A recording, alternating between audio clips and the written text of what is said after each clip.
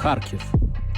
Місто, яке зараз прийнято називати залізобетонним, за стійкість під час повномасштабного вторгнення та людей, які в ньому лишились. Але задовго до цього Харків носив ще одне ім'я і асоціювався не з опором, а з культурою. Харків Рапа-Сіті – справедливий нікнейм, який Харків виборов, виховавши десятки артистів та ком'юніті, що пізніше вдихнули чисте музичне повітря у незалежну українську сцену. Харків протягом багатьох років кував як таланти, так і легендарні, чи, якщо хочете, культові, музичні локації. Хатоп, Живот, Культура звука, Черчилль. В цих місцях ставали на ноги люди, які сьогодні тим чи іншим чином впливають на українську музику.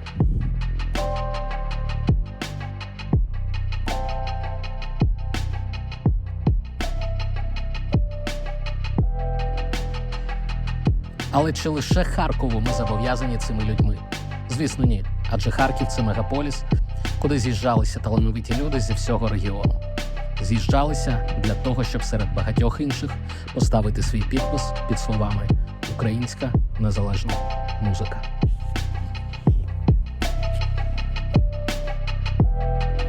Ти знаєш, коли кажуть про культуру, більшість людей уявляє собі, знаєш, якусь таку сталу штуку, яка обов'язково чомусь є в великих містах, обов'язково в столиці і в декількох найбільших містах країни.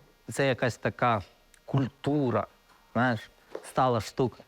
Мені здається, що культура – це дуже динамічна штука, яка народжується. От прямо зараз ми з тобою говоримо, і десь в якомусь невеличкому місті, в якійсь там Ахтирці, хлопець сидить, розбирається з новим синтом, робить перші кроки в саунд-продюсингу, і от там зараз з'являється культура, яка може повпливати потім через 4-5 років на загальну культуру всеукраїнську.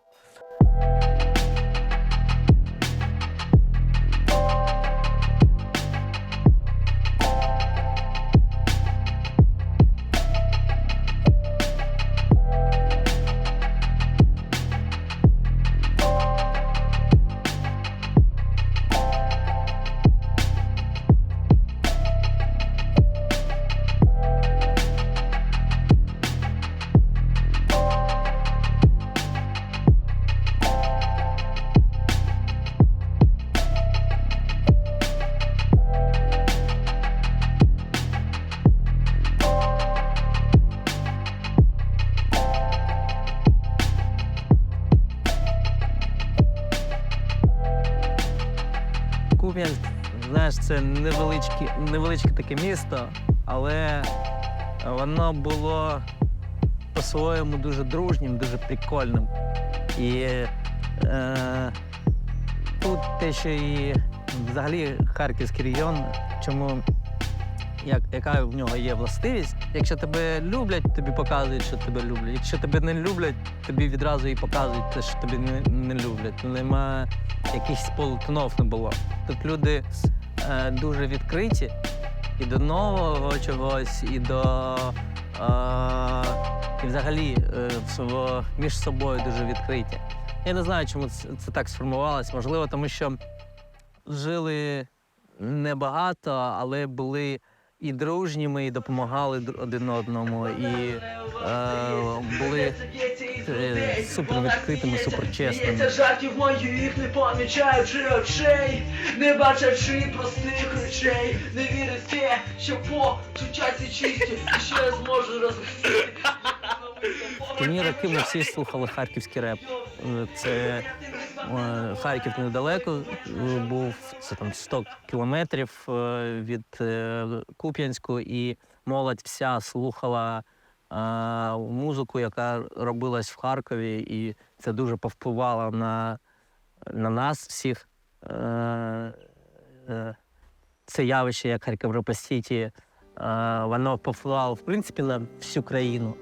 А на нас, тим паче, там, я в 6 класі вперше почув групу «Турбо», і це максимально повпливало, в принципі, на весь наш район. Тобто всі пацани почали слухати харківський реп.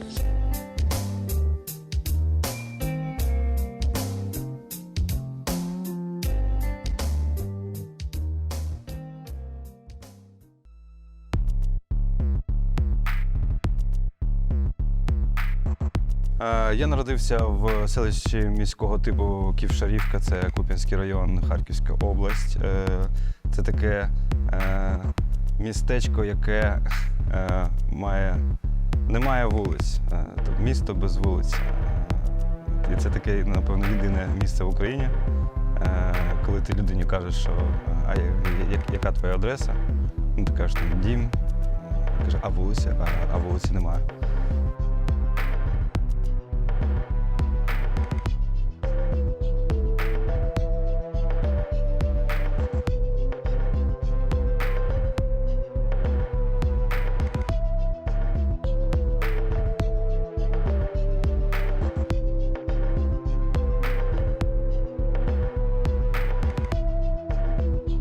Коли мені було там десь 13 років, пішов такий бум хіп-хопу прямо в нашому місті. І конкретно саме в Ківшарівці це прижилось так, що не слухати хіп-хоп, реп-музику взагалі було нереально. Типа, ти міг просто отримати по голові, коротше, за таку позицію. Воно як сплеш. Нічого не було, і бах, і це реп-сіті таке відразу. І якось відразу після того, коротше, з'явилися ще декілька типів, які прямо казали, слухай, ми тут починаємо читати реп. Один з них був мій брат Антон Назарко, який у мене ще була в Куп'янську компанія, ми поруч жили, там, ми сидимо цією компанією, підбігає там він і каже, пацани, та ось тут касети, коротше, та-та-та-та. А ми ж такі, що за касети? Пацани, вам то не цікаво, коротше, то україномовний реп, коротше, подивіться обкладинку і забийте, бо такий був стереотип, що взагалі україномовний реп в нашому регіоні, це щось, якась дивина. Особисто я пам'ятаю, що навіть доводилося битись за свій український реп і в прямому смислі слова отримувати в лице за те, що ти читав українською. І це коли десь у Львові пацани читали російською, в Куп'янську пацани вже в 2002-му ще до перших майданів валили українською мовою. Тут 40 кілометрів звідси кордон з Росією, але ми валили українською. Саме в цьому Домі культури відбувся перший мій вихід на сцену в якості репера. Це в мене була перша група ДПК з моїм другом дитинства Артуром, якого вже нема з нами. Сволоти, прям концертний майданчик цей, прямо попали прямо в нього. Це на 3-му поверсі було. Це я тоді взагалі, коротше, свій перший вихід на сцену, я думаю, жоден репер ніколи не забуде. Тут було прикольно. І, до речі, коли тоді з'їхалися з Ізюму, з Дворічної, тут прям така дуже плотний був склад обласного харківського репу, приправлений пацанами з самого Харкова. Всі взагалі дивувалися, що то у вас взагалі за місце таке, у вас купа реперів, постійні фестивалі, реп-вечірки, що з вами, куп'янчанами, не так. Така унікальна, коротше, свого роду історія.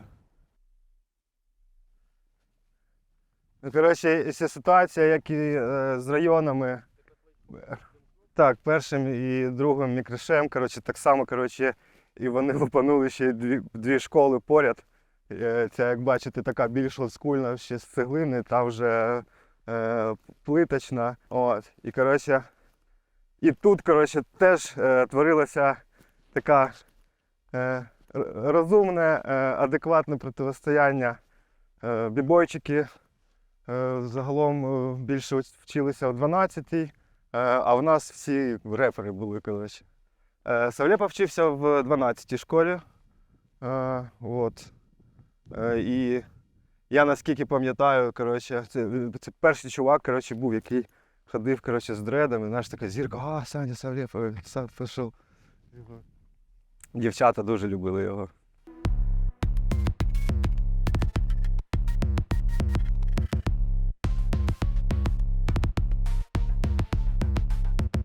Ківшарівка – це досить дивне, але особливе для мене місце.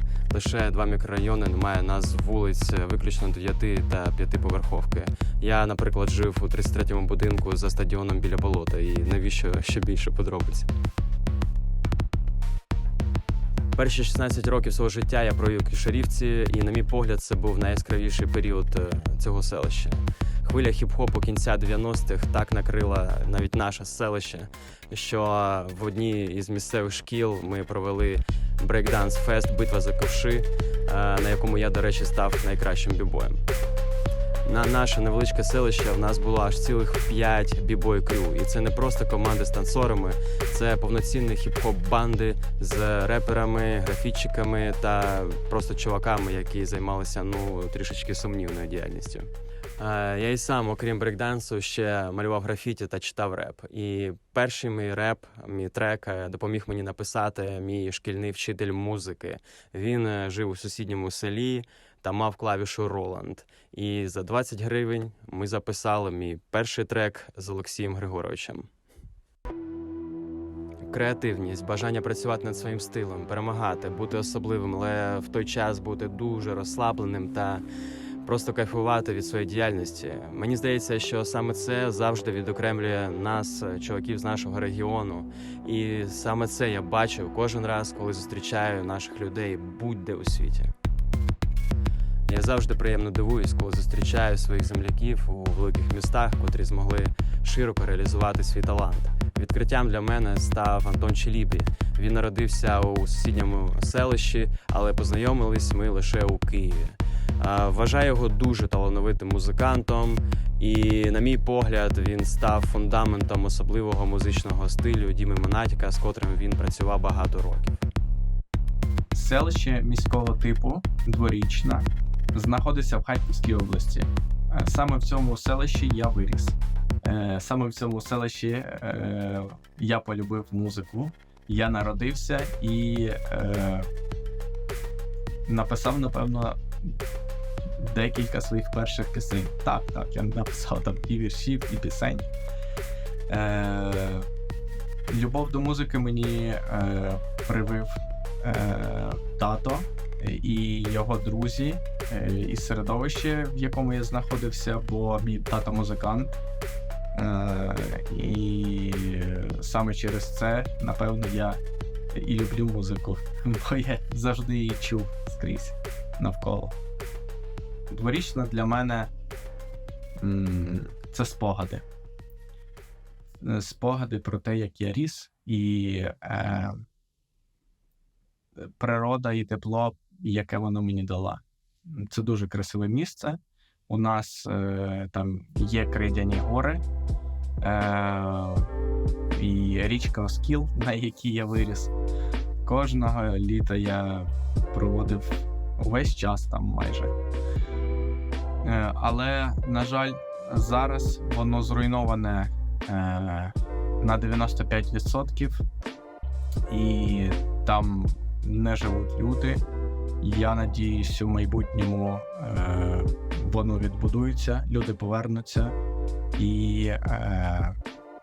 але це все буде тільки після перемоги.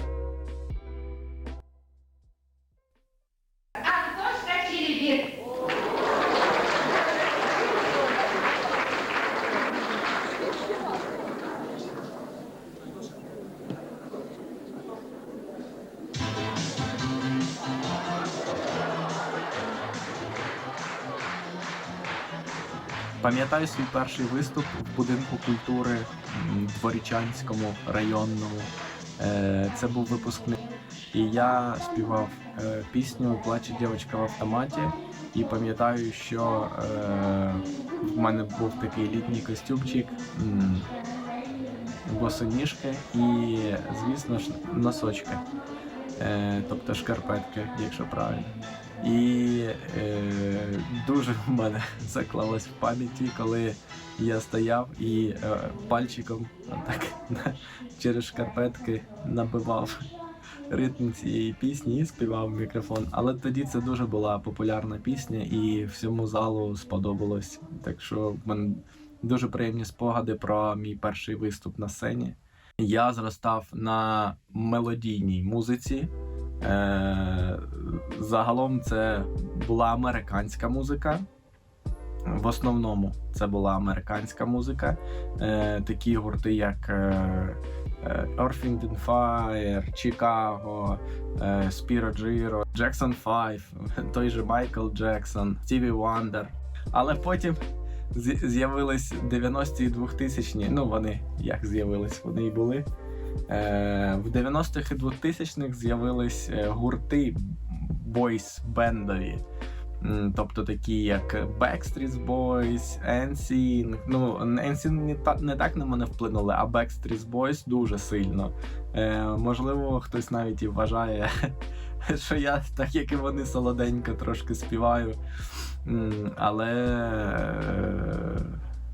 ну, якось так ось. Мені здається, наскільки я бачив українську творчість митців її, саме з таких маленьких містечок з'являлись скарби і з'являються, і будуть з'являтись, і нести нашу культуру на віки вічні. Дай Бог.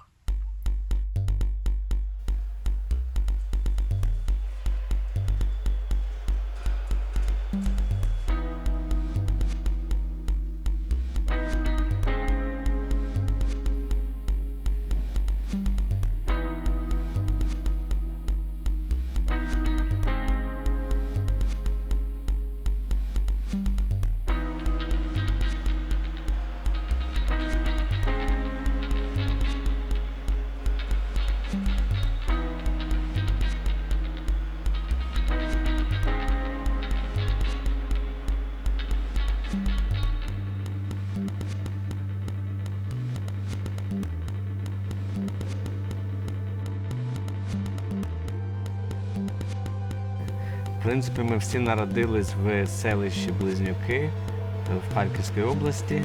Я з Рамілем взагалі народилися ще в Близнюківському районі, село Степове. Тобто до 2007 року ми жили в селі Степовому, потім переїхали в Близнюки.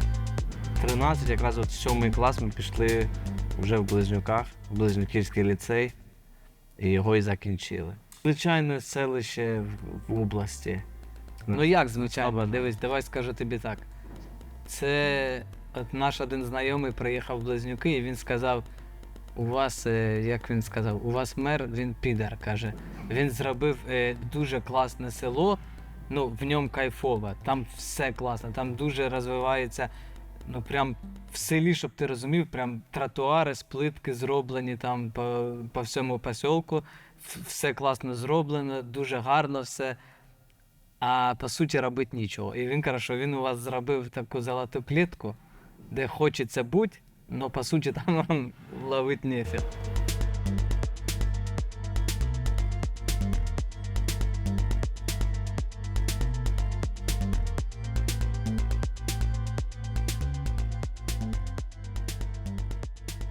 Якогось такого конкретного переходу не було, що ми поняли, що треба цим займатися. І плану не було. Там ми не ставили собі ціль, що ми там хочемо дійти до такого. Що ми хочемо виступати, що ми хочемо їздити на фестивалі. Ми навіть не знали, що є фестиваль.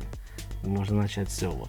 Тобто, було просто, що ти робиш, прикольно. І є там в тебе тоді ВКонтакті група, куди ти це все заливаєш. І просто прикольно читати коменти, що люди пишуть: вау, прикольно, смішно. Ми поступили в Харків на навчання, які, знаєш, були спочатку попитки, типа, блін, ну треба якось не відрізнятися, типа, а потім ти викупав, що типа всі такі самі вокруг тебе. І смисл цього всього, смисл переходить на кацапську, якщо типа, ну ти ось такий. Ти приходиш в універську групу, і там 80% латентних селюків, які, сука, такі самі, а можливо ще хуже. Можливо, там тип сидить, він зараз виходить і на російській починає пиздіть, а по факту він з таких єбіней приїхав, що він там, коли випив щось, крім самогонки, він охуєвший ходив. Ого, можна і коньяк попити. А виділується він так, тобто, по суті, всі ми откудись приїхали. Тут був і перший виступ цей був. Ми самі вирішили, що ось, давайте, наверное, зробимо собі концерт. І ми зробили концерт в клубі «Черчилль» Культ він тоді ще назвав. А, культ, да. Ну, та Черчилль раніше був. І ми в культі зробили концерт.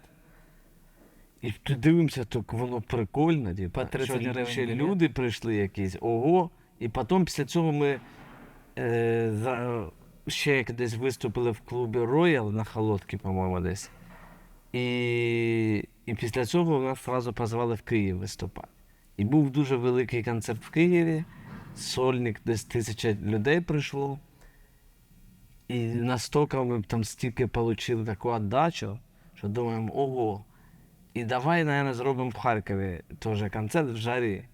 І це нам дали, типу, ось є велика площадка, можете тут виступити. І ми кажемо, ну, щоб зібрати людей, щоб була класна енергетика, давайте зробимо вход безплатний, але там поставимо банку, щоб на благодійність гроші збирали. І ми типу, в дитячий будинок купимо продуктів і відвеземо.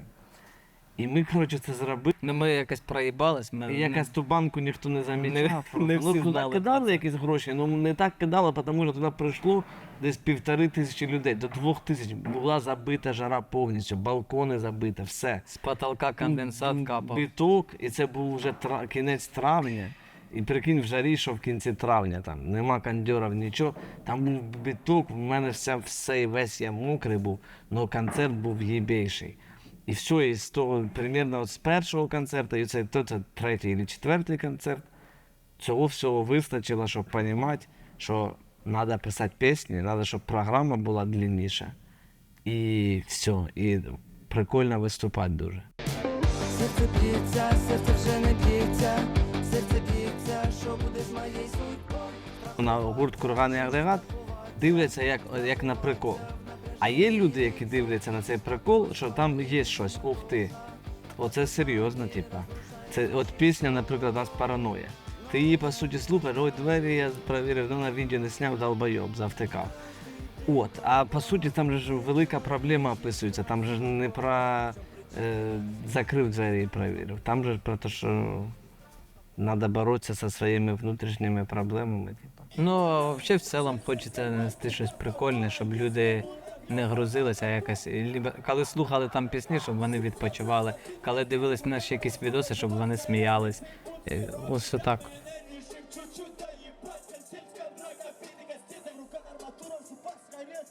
Дійшло до того, що люди підходять і кажуть, я сам з села.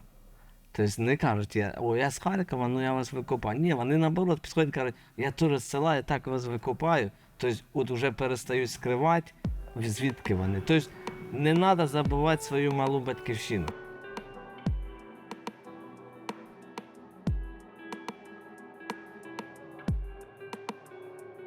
Теза «не забувати свою малу батьківщину» може стати саме тим ключом до культурної ідентичності, який ми так давно шукаємо.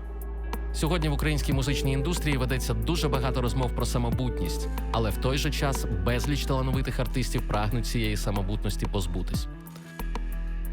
Цей фільм – спроба на прикладі 5 історій показати, що культура народжується на локальних вечірках, у невеличких СМТ та селах.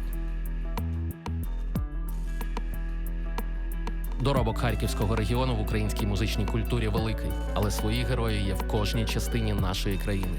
І, можливо, десь зараз робить перші кроки нова зірка незалежної української сцени.